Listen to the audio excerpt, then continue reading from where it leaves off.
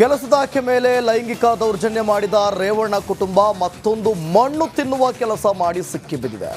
ಅದು ಯಾವುದು ಅಂತೀರಾ? ಈ ವರದಿ ನೋಡಿ.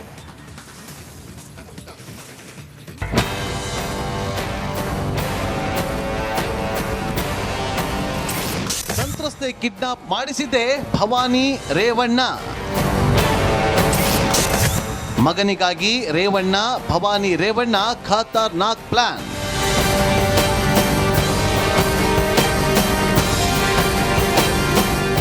ರಾಜ್ಯ ರಾಜಕಾರಣದಲ್ಲಿ ಮಾಜಿ ಸಚಿವ ರೇವಣ್ಣ ಕುಟುಂಬ ಲೈಂಗಿಕ ದೌರ್ಜನ್ಯದ ಫೈಲ್ಸ್ ಒಂದೊಂದಾಗಿ ಹೊರಬಂದಿತ್ತು. ಮೊದಲು ತಮ್ಮ ಕುಟುಂಬ ಆಗೇನು ಮಾಡೇ ಇಲ್ಲ ಅನ್ನುವುದಾಗಿ ನಾವು ಒಳ್ಳೆಯವರು ಅಂತ ಹೇಳಿಕೊಳ್ಳುತ್ತಿದ್ದಂಥ ಕುಟುಂಬಕ್ಕೆ ಅಪ್ಪಳಿಸಿದ್ದು ಲೈಂಗಿಕ ದೌರ್ಜನ್ಯ ಪ್ರಕರಣ. ಇದೀಗ ಇದೇ ಪ್ರಕರಣದಲ್ಲಿ ಎಸ್ಐಟಿ ಪೊಲೀಸರು ಮೊದಲು ಚಾರ್ಜ್ ಶೀಟ್ ಸಲ್ಲಿಸಿದ್ದಾರೆ. ಈ ದೋಷಾರೋಪ ಪಟ್ಟಿಯಲ್ಲಿ ರೇವಣ್ಣ ಕುಟುಂಬದ ರಾಸಲೀಲೆಯನ್ನ ಬೆಚ್ಚಿಟ್ಟಿದ್ದಾರೆ.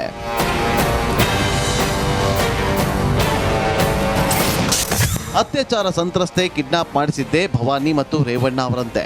ಎಸ್ಐಟಿ ಸಲ್ಲಿಸಿದ್ದ ಆರೋಪ ಪಟ್ಟಿಯಲ್ಲಿ ಸ್ಫೋಟಕ ಮಾಹಿತಿ ಹೊರಬಿದ್ದಿದೆ. ಮಗನಿಗಾಗಿ ಸಂತ್ರಸ್ತೆ ಕಿಡ್ನಾಪ್ ಮಾಡಿಸಿದ್ದ ಕಥೆಯೇ ಬಲು ರೋಚಕವಾಗಿದೆ.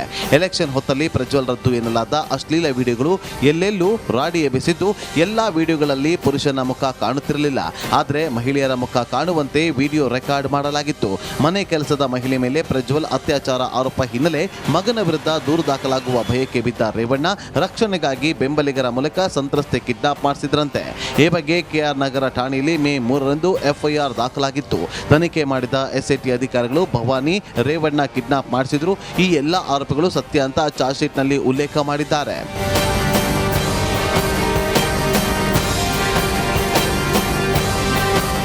ಒಟ್ಟಾರೆ ಇಡೀ ಕುಟುಂಬದ ವಿರುದ್ಧ ಎಸ್ಐಟಿ ಅಧಿಕಾರಿಗಳು ದೋಷಾರೋಪ ಪಟ್ಟಿ ಮಾಡಿದ್ದು, ಈ ಆರೋಪ ಪಟ್ಟಿ ಸದ್ಯ ಕೋರ್ಟ್ ಅಂಗಳ ತಲುಪಿದೆ.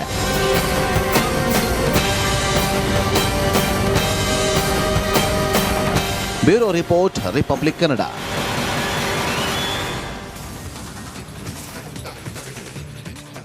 ರಿಪಬ್ಲಿಕ್ ಕನ್ನಡ ಅಂದ್ರೆ ಅದು ಎಕ್ಸ್ಕ್ಲೂಸಿವ್ ಸುದ್ದಿಗಳ ಹೆಡ್ ಕ್ವಾರ್ಟರ್ಸ್. ನಾವು ಬ್ರೇಕ್ ಮಾಡುವ ಸುದ್ದಿ ರಾಜ್ಯ ರಾಜಕಾರಣದಲ್ಲಿ ಸುಂಟರಗಾಳಿ ಎಬ್ಬಿಸುತ್ತೆ.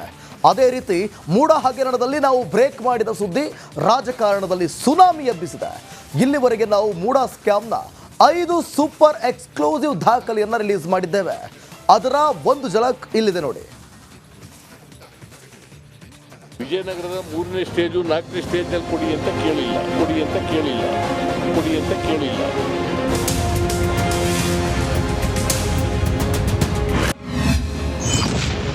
ಮೂಡ ಹಗರಣದ ಸಾಲು ಎಕ್ಸ್ಕ್ಲೂಸಿವ್.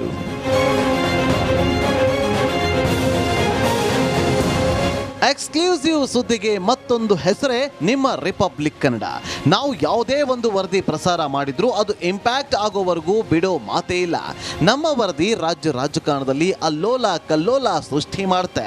ನಾವು ಪ್ರಸಾರ ಮಾಡುವ ಸುದ್ದಿ ಇಲ್ಲಿಂದ ದಿಲ್ಲಿವರೆಗೂ ಸದ್ದು ಮಾಡುತ್ತೆ. ಇದಕ್ಕೂ ಮತ್ತೊಂದು ಉದಾಹರಣೆಗೆ ಮೂಡ ಹಗರಣದಲ್ಲಿ ನಾವು ಮಾಡಿದ ಎಕ್ಸ್ಪೋಸ್.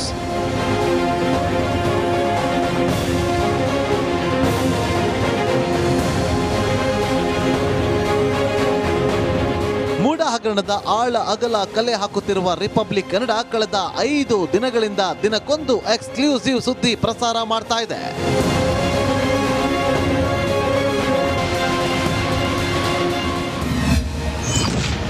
ಬುಧವಾರ ವೈಟ್ನರ್ ಹಾಕಿದ ಪತ್ರ ರಿಲೀಸ್.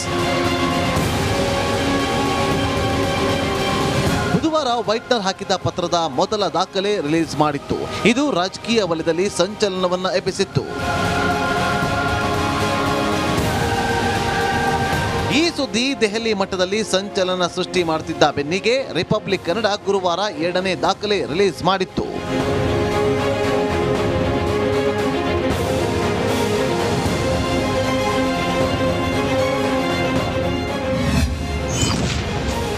ಗುರುವಾರ ಸಿಎಂ ಪತ್ನಿ ಮೂಡಾಕ್ಕೆ ಬರೆದಿದ್ರು ಎನ್ನಲಾದ ಪತ್ರ ಸಾಕ್ಷಿ.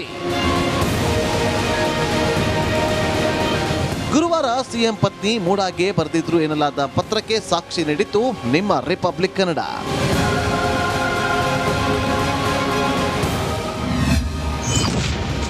ಶುಕ್ರವಾರ 2020ರ ಮೂಡ ನಡಾವಳಿಯ ದಾಖಲೆ ರಿಲೀಸ್.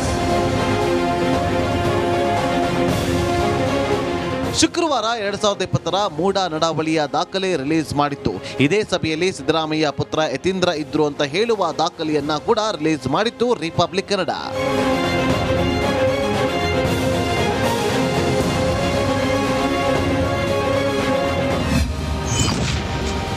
ಶನಿವಾರ ಡಬಲ್ ನ್ಯೂಸ್ ಬ್ರೇಕ್. ನಮ್ಮ ಎಕ್ಸ್ಕ್ಲೂಸಿವ್ಗಳ ಮುಂದುವರಿಕೆಯ ಭಾಗವಾಗಿ ಶನಿವಾರ Republic Kannada double news break ಮಾಡಿದೆ. ಸಿಎಂ ಪತ್ನಿ ಪಾರ್ವತಿಗೆ ಬದಲಿ ಜಮೀನು ಕೊಡುವ ತೀರ್ಮಾನ ಆಗಿದ್ದು ಯಾವತ್ತು? ಈ ಸಂಬಂಧ ಮೂಡ ಸಭೆಯದ್ದು ಎನ್ನಲಾದ ನಡಾವಳಿಯ ಎಕ್ಸ್ಕ್ಲೂಸಿವ್ ವರದಿಯನ್ನ ಬ್ರೇಕ್ ಮಾಡಿತ್ತು.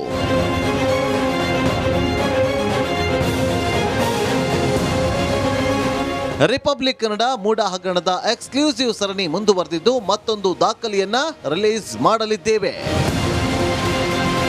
Bureau report, republic Kannada.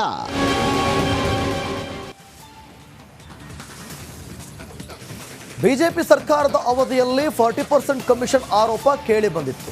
ರಾಜ್ಯದಲ್ಲಿ ದೊಡ್ಡ ಮಟ್ಟದಲ್ಲಿ ಸದ್ದು ಮಾಡಿತ್ತು. ಇದನ್ನೇ ವಿಪಕ್ಷಗಳು ಅಸ್ತ್ರವಾಗಿ ಬಳಸಿ ಅಧಿಕಾರದ ಚುಕ್ಕಾಣಿ ಹಿಡಿದಿದ್ದರು.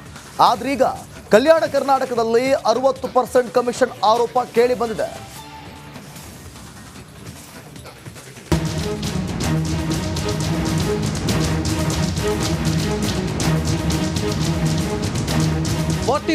ಕಮಿಷನ್ ಇದು ಬಿಜೆಪಿ ಸರ್ಕಾರದ ವಿರುದ್ಧ ಕೇಳಿ ಬಂದಿದ್ದ ಬಹುದೊಡ್ಡ ಆರೋಪ. ಕಮಲ ಪಾಳ್ಯದ ವಿರುದ್ಧ ಕಾಂಗ್ರೆಸ್ ಹೂಡಿದ ಬ್ರಹ್ಮಾಸ್ತ್ರ. ಆದ್ರೆ ಕಾಂಗ್ರೆಸ್ ಹೂಡಿದ ಅಸ್ತ್ರವೇ ಕಾಂಗ್ರೆಸ್ಗೆ ತಿರುಗುಬಾಣವಾಗಿ ಬರೆದಿದೆ. ಸರ್ಕಾರ ಬದಲಾದರೂ ಗುತ್ತಿಗೆದಾರರ ಹಣೆ ಬರಹ ಮಾತ್ರ ಬದಲಾಗಿಲ್ವಂತೆ. ಕಾಂಗ್ರೆಸ್ ಸರ್ಕಾರ ಬಂದರೂ ಕಮಿಷನ್ಗೆ ಬ್ರೇಕ್ ಬಿದ್ದಿಲ್ವಂತೆ. ಈ ಹಿಂದೆ ಬಿಜೆಪಿ ಅಧಿಕಾರದಲ್ಲಿದ್ದ ಅವಧಿಯಲ್ಲಿ 40% ಕಮಿಷನ್ ನಡೀತಾ ಇದ್ರೆ ಕಾಂಗ್ರೆಸ್ ಅವಧಿಯಲ್ಲಿ 60% ಕಮಿಷನ್ ತಾಂಡವವಾಡ್ತಾ ಇದೆಯಂತೆ. ಕಲ್ಯಾಣ ಕರ್ನಾಟಕದಲ್ಲಿ ಪ್ರದೇಶಾಭಿವೃದ್ಧಿ ಮಂಡಳಿಯಿಂದ ನಡೆಯುತ್ತಿರುವ ಸಾವಿರಾರು ಕೋಟಿ ಕಾಮಗಾರಿಗಳಲ್ಲಿ ಕಮಿಷನ್ ದಂಧೆ ಜೋರಾಗಿದೆಯಂತೆ. ಟೆಂಡರ್ ಮಾಡದೆ ಸರ್ಕಾರಿ ಸ್ವಾಮ್ಯದ KRIDL ಹಾಗೂ ನಿರ್ಮಿತಿ ಕೇಂದ್ರಗಳಿಗೆ ಶಾಸಕರು ಕೆಲಸ ನೀಡಿ 60% ಕಮಿಷನ್ ಪಡೆಯುತ್ತಿರುವ ಆರೋಪ ಕೇಳಿಬಂದಿದೆ. ನಾವು 40% ಸರ್ಕಾರ ಅಂತ ಹೇಳಿದ್ವಿ ಬಿಜೆಪಿಗೆ. ಇದು 40 ಅಲ್ಲ, ಇದು 60 ಬಂತು. ಯಾಕಂದ್ರೆ ಕೇಳಿ, ಇಲ್ಲಿ ಏನಾಯ್ತಂದ್ರೆ ಒಬ್ಬ ಶಾಸಕರು ಟೆಂಡರ್ನ ಮಾಡ್ತಕ್ಕಂತಕ್ಕ ನಮ್ಮ ಗುತ್ತಿದಾರನ ಬಿಡ್ತಾ ಇಲ್ಲ.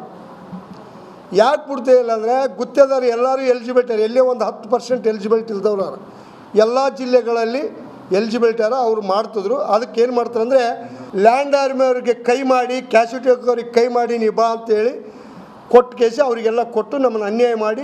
ಕಲ್ಯಾಣ ಕರ್ನಾಟಕ ಪ್ರದೇಶಾಭಿವೃದ್ಧಿ ಮಂಡಳಿಯ 70% ಕಾಮಗಾರಿಗಳನ್ನು 2 ಕೋಟಿ ಒಳಗೆ ಮೀಸಲು ಮಾಡಿ KRIDL ಹಾಗೂ ನಿರ್ಮಿತಿ ಕೇಂದ್ರಗಳಿಗೆ ಕೆಲಸ ನೀಡಲಾಗ್ತಾ ಇದೆಯಂತೆ. ಇದರಿಂದ ಸಣ್ಣ ಗುತ್ತಿಗೆದಾರರಿಗೆ ಯಾವುದೇ ಕೆಲಸ ಸಿಗ್ತಾ ಇಲ್ವಂತೆ. ಹೀಗಾಗಿ ಕಾಮಗಾರಿಗಳನ್ನು ಟೆಂಡರ್ ಮಾಡದೇ ಇದ್ರೆ ಸರ್ಕಾರದ ವಿರುದ್ಧ ಹೋರಾಟ ಮಾಡೋದಾಗಿ ಗುತ್ತಿಗೆದಾರರ ಸಂಘದ ಕಾರ್ಯಾಧ್ಯಕ್ಷ ಜಗನ್ನಾಥ ಶೇಗಜಿ ಎಚ್ಚರಿಕೆ ನೀಡಿದ್ದಾರೆ. ನಾವು ಬಹಳ ಕಷ್ಟದಾಗಿದ್ದೆವು. ನೀವು ನಗದಿ ಪೇಮೆಂಟ್ ಇದ್ದು ಬೇರೆ ಉದ್ರಿ ಪೇಮೆಂಟ್